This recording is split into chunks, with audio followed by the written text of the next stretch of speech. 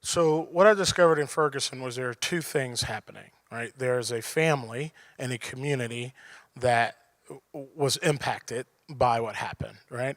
And then what also happened in Ferguson is it became a flashpoint, right, for many of these stories that we've heard about over the last year, right? So starting with Trayvon to the Brown family, right?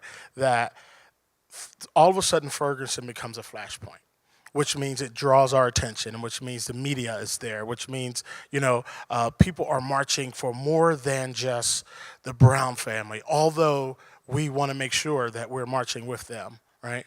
And in that point, it should jar us, right? Or hopefully jar us to think, what can I do here? And so I think a city like Bend, a town, a smaller place that doesn't have, as many people as a St. Louis, you begin to ask questions. What does our town do? What is the police's relationship with people of color in our town? What does that look like? I'm gonna ask some questions. I'm gonna ask some questions of our police chief. I'm gonna ask some questions of our mayor. I'm gonna ask some questions. Tell me the numbers of traffic stops. Are they congruent with the population, or do we stop more African Americans? If so, why?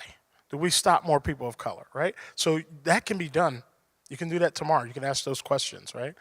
You can also write a letter that says, to the Brown family, we're praying for you. Right?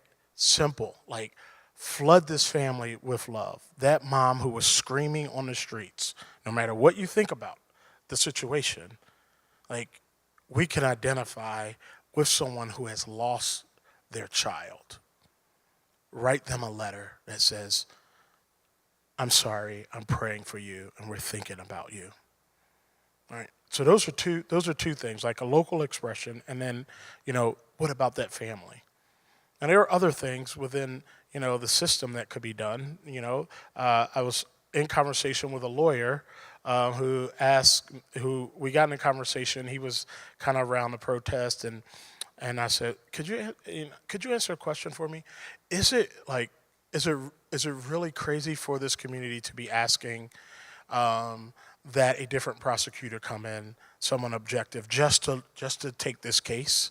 And he goes, "Nah, that's not really crazy, right?" Well, if that's not really crazy, and that would help this family at least engage the political system with a little bit more degree of trust, why don't we just do that, right? If it's not crazy, right? If it's not outside of the realm of norm, which I don't think it is, why don't we just do that? Why? So what else can we do? We can write a letter that says, hey, I was getting ready to say, dude, Mr. Prosecutor, why don't you just recuse yourself in the name of justice? Let's see if this system really works the way it should by having an outside voice look over these proceedings. Simple. That's one thing that they're asking for. And I mean, that's just a normal process, right? So.